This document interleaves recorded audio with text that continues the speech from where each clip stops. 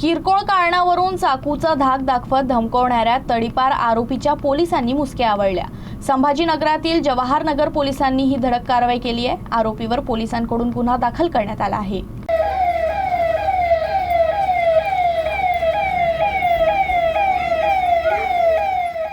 संभाजीनगरच्या काबरा नगरमध्ये कुणाल डांगडे यांना किरकोळ कारणावरून धमकी आणि चाकूचा धाक दाखवल्याची घटना समोर आली होती। या घटनेनंतर पोलिसांनी आरोपीचा शोध सुरू केला। सदर आरोपीची पेट्रोलिंग दरम्यान पोलिसांना माहिती मिळाली।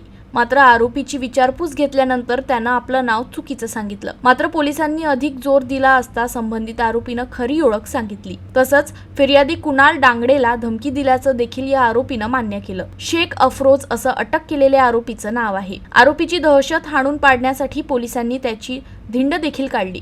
आरोपीवर तब्बल 25 पेक्षा अधिक गुन्हे दाखल असल्याची माहितीही समोर आली आहे। पोलीस निरीक्षक सचिन कुंभारांच्या नेतृत्वात ही कारवाई करण्यात आली।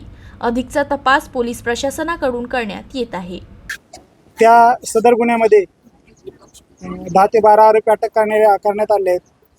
परंतु तो गुन्हा घडलेला असताना सुद्धा शनिवारी 29 तारखेला रात्री 1:15 वाजण्याच्या सुमारास एक तडीपार आरोपी शेख मजर शेख गुलाब व त्याचा भाऊ शेख अफरोज शेख गुलाब यांनी एक कुणाल दांडगे म्हणून आहेत, ज्यांनी पाठीमागची जी तोडफोड झाली होती गाडीची त्याच्यामध्ये आंदोलन केलेलं होतं।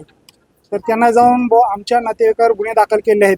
तू नेता बनत आहेत, तुझी नेतागिरी बाहेर काढतोय, तुला मारतो असं म्हणून चाकूचा दाखवून जीवमारण्याची धमकी दिली होती। सदर प्रकरणामध्ये कुणाल दांडगे यांच्या तक्रारीवरून गुन्हा दाखल करण्यात आले आहे।